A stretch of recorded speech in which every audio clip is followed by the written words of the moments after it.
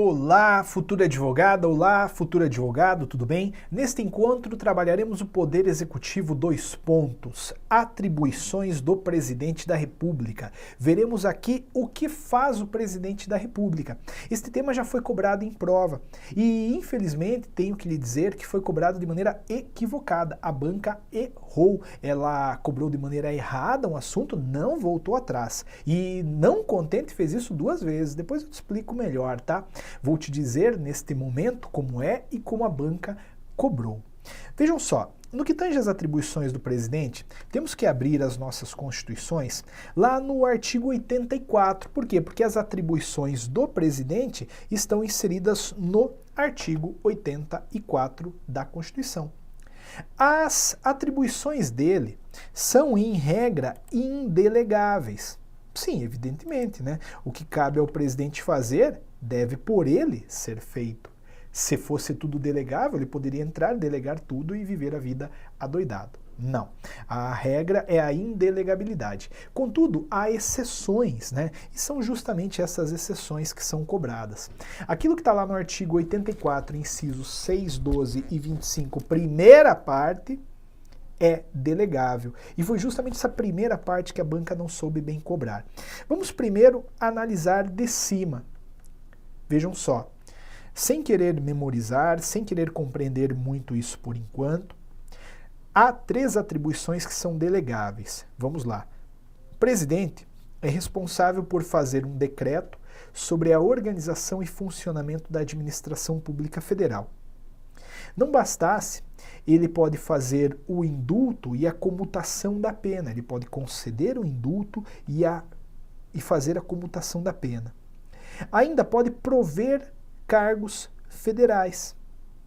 E qualquer uma destas atribuições pode ser delegada para ministros de Estado, Procurador-Geral da República ou Advogado-Geral da União. Então entenda comigo uma coisa. Qualquer uma das atribuições delegáveis pode ser repassada para qualquer um destes que estão na coluna da direita. A prova não é bem costume, mas ela poderia fazer o seguinte: a atribuição de conceder indulto pode ser delegada para o presidente do Congresso Nacional. Não, o presidente do Congresso Nacional não é delegatário.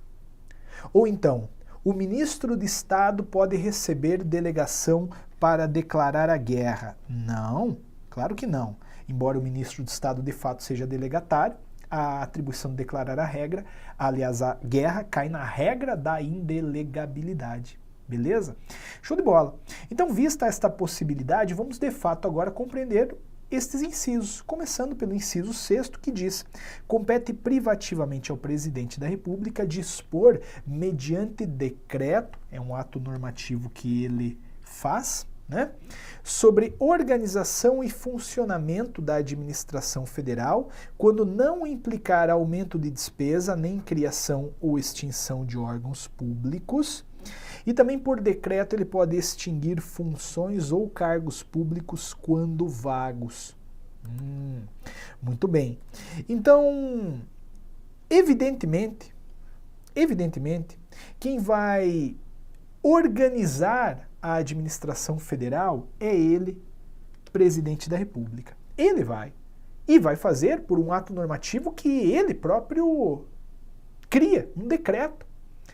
Eu sempre exemplifico, o presidente é o dono da lojinha. Quem é que organiza a lojinha? O dono. Então, ele, presidente, sendo dono da lojinha, ele vai organizar.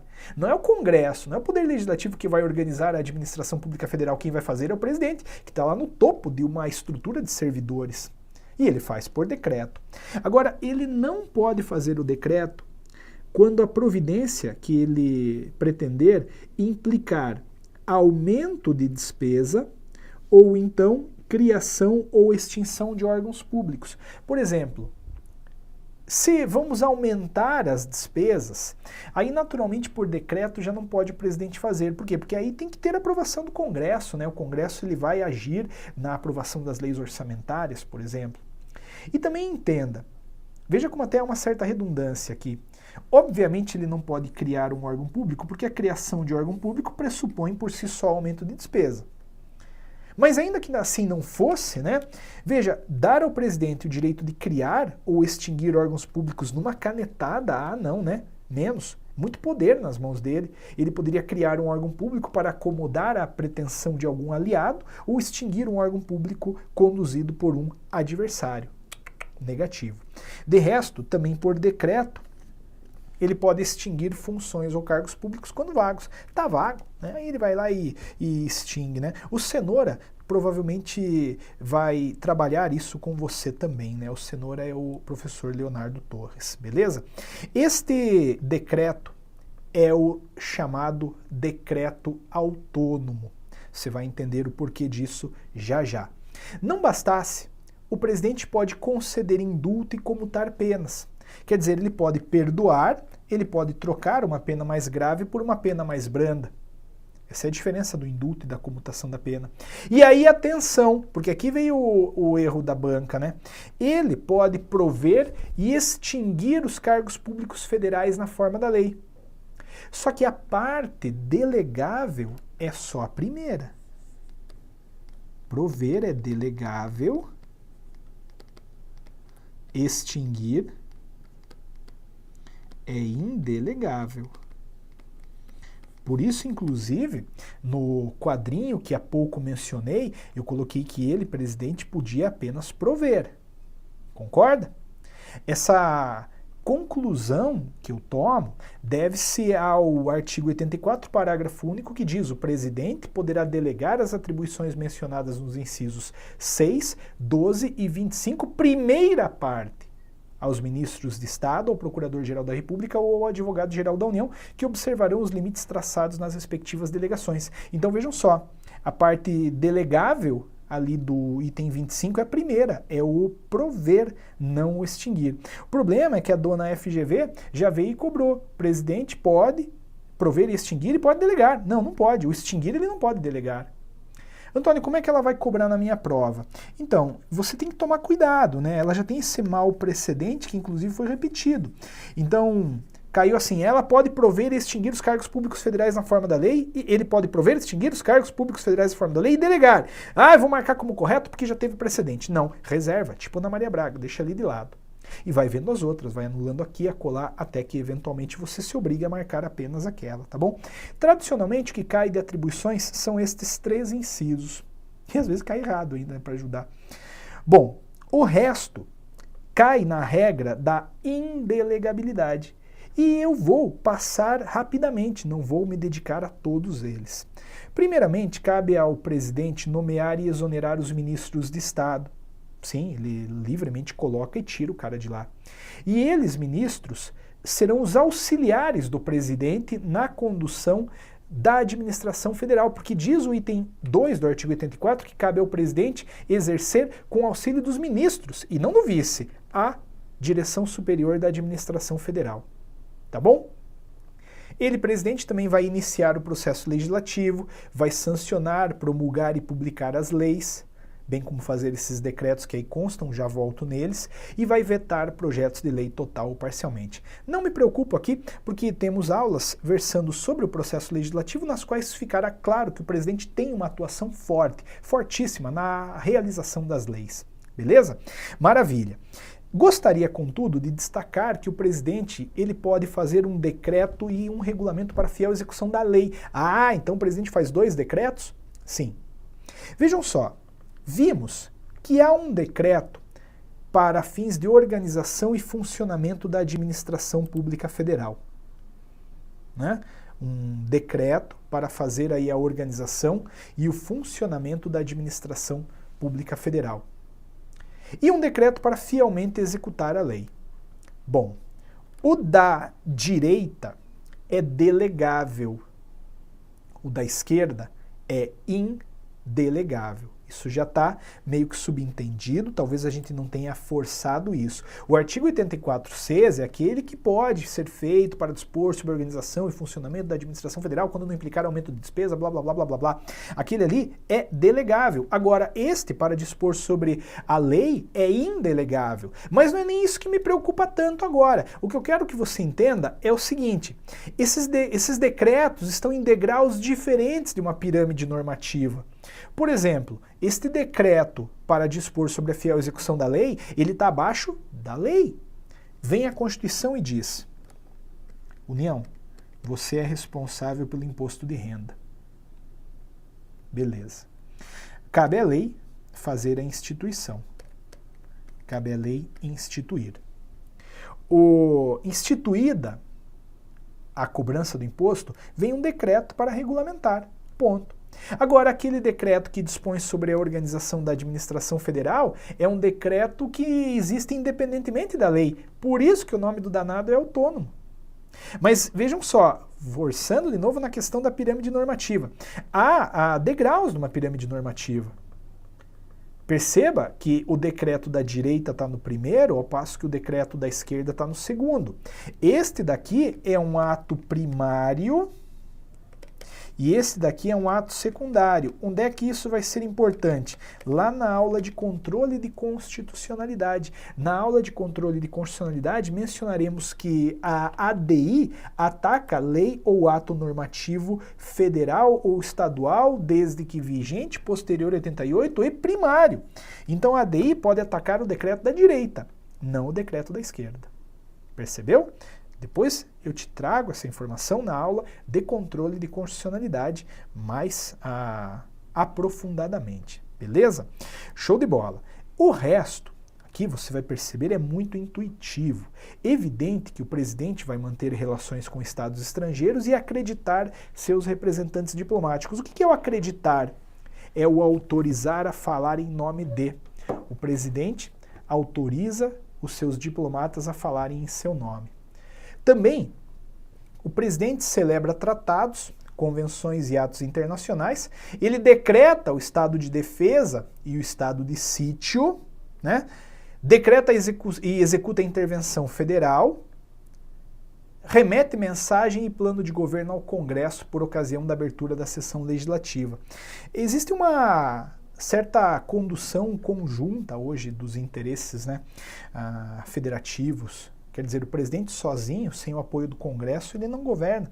E justamente para instrumentalizar esse apoio, cabe a ele, presidente, no começo de cada ano, sessão legislativa, mandar uma mensagem para o Congresso expondo a situação do país, né, e solicitando providências que julgar necessárias.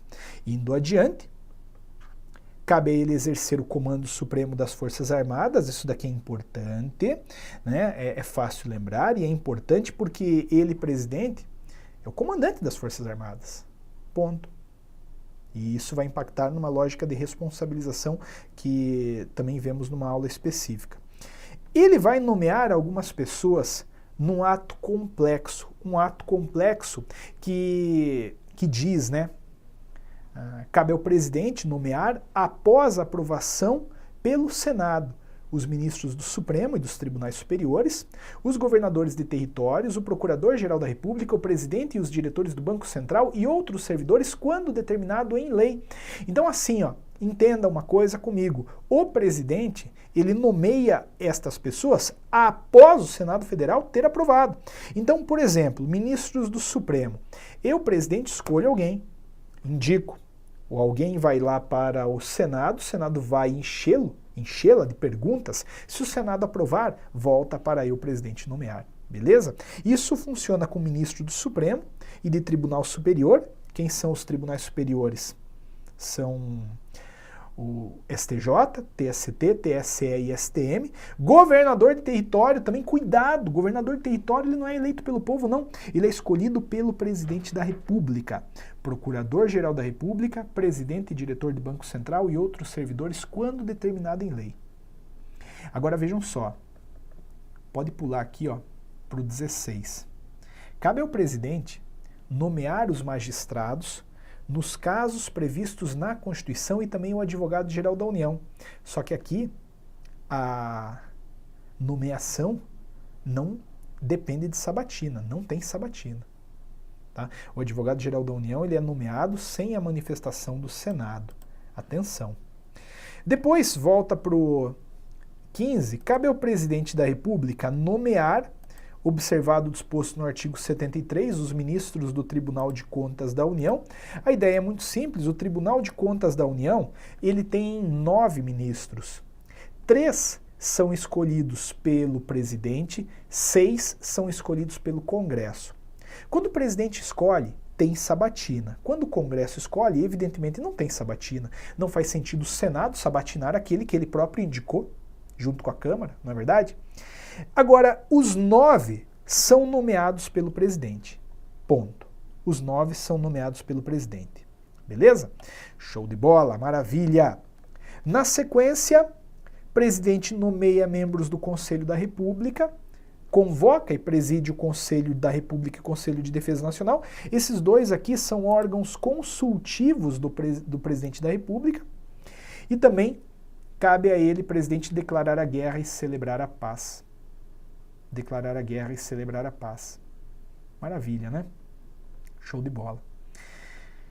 Quase finalizando, o presidente vai também conferir condecorações e distinções honoríficas, permitir que forças estrangeiras transitem pelo território nacional, vai enviar ao Congresso as leis orçamentárias e vai prestar anualmente ao Congresso, dentro de 60 dias após a abertura da sessão legislativa, as contas referentes ao exercício anterior. Este artigo 84, inciso 24, traz uma disposição que às vezes a gente se perde na hora da prova, tá?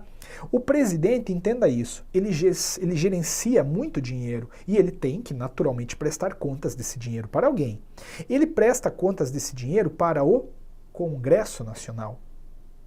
É o Congresso quem vai julgar. Ah, não, Antônio, capaz, é o Tribunal de Contas. Não, não. Quem julga as contas do presidente é o Congresso Nacional, auxiliado pelo Tribunal de Contas da União. Atenção, hein? Essa regrinha é muito importante. Ela vai decorrer de outros dispositivos, como o próprio artigo 49, inciso 9, que diz caber ao Congresso, de fato, julgar. Mas aí a gente já tem um indicador disso, beleza? Show de bola. E ele edita medidas provisórias com força de lei. Essas medidas provisórias são criadas na concomitância dos requisitos relevância e urgência. Elas caem bastante, mas elas são abordadas por mim na parte do processo legislativo, juntamente com o poder legislativo então. Beleza? E finalmente, ele, presidente, pode exercer outras atribuições previstas na Constituição. Queremos, então, dizer que ele, presidente, ele pode fazer outras coisas que não estão mencionadas no artigo 84 do texto constitucional, beleza? Com isso a gente acaba as atribuições do presidente da República, um tema muito bacana que já foi cobrado em prova e que pode ser cobrado de novo. Sempre dê uma insistida naqueles 3 incisos que eu mencionei no início da aula, incisos 6, 12 e 25, primeira parte, beleza? Show de bola, estamos juntos. Lembre-se de avaliar a aula, a sua opinião para nós é muito importante. Um grande abraço, tudo de bom para você.